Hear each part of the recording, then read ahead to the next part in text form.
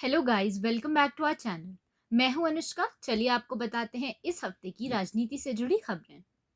उत्तर प्रदेश विधानसभा चुनाव के बीच उठापटक का दौर जारी है।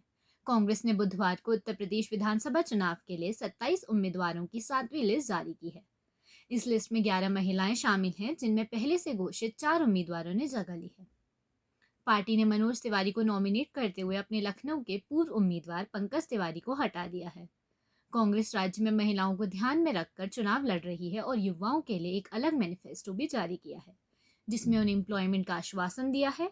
साथ ही सत्ता में आने पर एम्प्लॉयमेंट का इशू कैसे सॉल्व किया जाएगा, इसका रोड मैप भी तैयार किया है। उत्तर प्रदेश चुनाव में कांग्रेस ने पूरी ताकत झोंक दी है। कांग्रेस महासचिव प्रियंका गांधी ने खुद इसकी कमांड संभाल रखी है।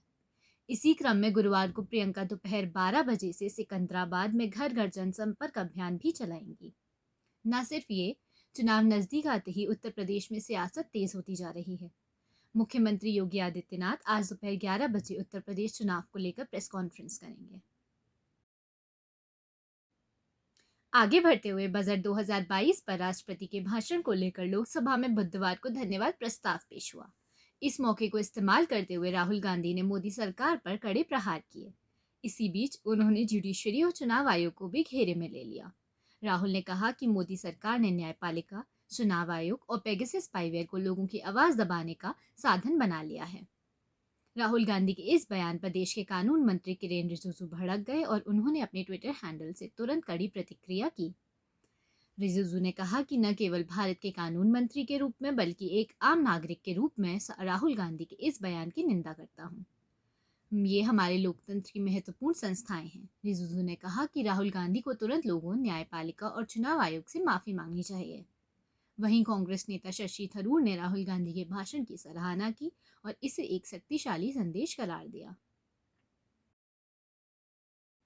अगली खबर की ओर चलते हैं। तो जैसा कि आप जानते हैं, फाइनेंस मिनिस्टर निर्मला सीतारमण ने मंगलवार को देश का आम बजट पेश किया था। पीएम नरेंद्र मोदी ने अगले दिन भाजपा कार्यकर्ताओं से चर्चा के दौरान इसके फायदे समझाए।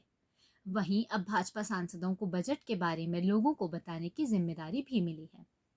भाजपा ने पार्टी के एमपीज को अपने क्षेत्र के लोगों को बजट के फायदे समझाने को कहा है।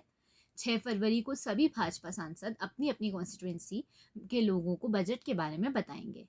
दरअसल बजट को लेकर विपक्षी दल सरकार को घेरने की कोशिश कर रही है। विपक्षी नेता लगातार सरकार पर बजट को लेकर हमला भी कर रहे हैं। ऐसे में भाजपा नेताओं की तरफ से लोगों को बजट के फायदों के बारे में बताने को कहा गया है। आगे बढ़ते हैं। यूपी विधानसभा चुनाव में पहले फेज के लिए 10 फरवरी को वोटिंग है। कुल 623 उम्मीदवार मैदान में हैं। एडीआर ने एक रिपोर्ट जारी की है, जिसमें 615 उम्मीदवारों के एफिडेविट का एनालिसिस किया और पता चला है कि 615 में से 280 उम्मीदवार करोड़पति हैं। साथ ही उनमें से 20% के ऊपर तो गंभीर अपराध भी दर्ज हैं।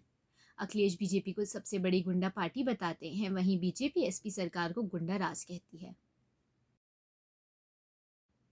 उत्तर प्रदेश चुनाव में जैसे जैसे बीजेपी उम्मीदवारों की लिस्ट जारी हो रही है, एसपी से बीजेपी में गई अपर्णा यादव के लिए टिकट का विकल्प कम होता जा रहा है।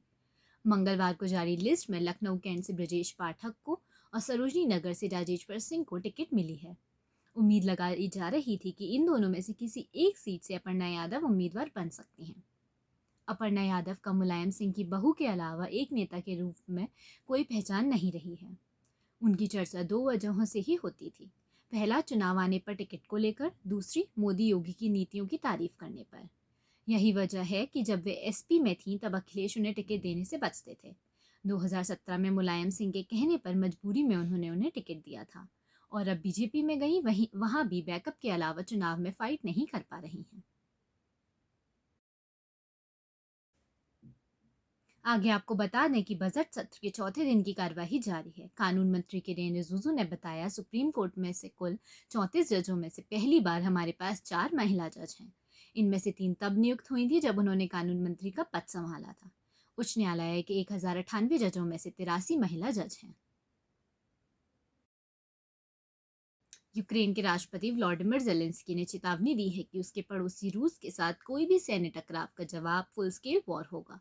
जेलेंस्की ने कहा कि रूस के साथ कोई भी संघर्ष और यूक्रेन के साथ अपनी सीमा पर 1 लाख से अधिक सैनिकों को जमा करने से पूरा यूरोप प्रभावित होगा। डिफेंस एनालिस्ट का कहना है कि रूस यूक्रेन पर अपने राजनीतिक उद्देश्यों को प्राप्त करने के लिए वास्तविक फाइनेंशियल हार्म और चौतरफा युद्ध का जोखिम उठाने को भी तैयार है।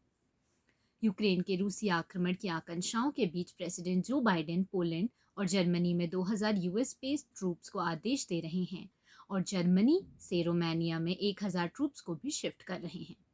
वहीं मॉस्को ने इस बात को इनकार किया है कि वह सोवियत यूनियन के पूर्व हिस्से यूक्रेन पर आक्रमण करने की योजना बना रहा है, लेकिन उसने लगभग 1,30,000 सैनिकों, टैंकों, मिसाइलों और यहाँ तक कि फ्रेश ब्लड सप्लाई को सीमा पर मूव कर दिया है। आगे क्या होने वाला है इसका किसी को अंदाजा फिलहाल नहीं है। Alright, that's it for today. Thank you for watching. मिलते हैं अगले एपिसोड में। तब तक के लिए stay safe and don't forget to like, share and comment.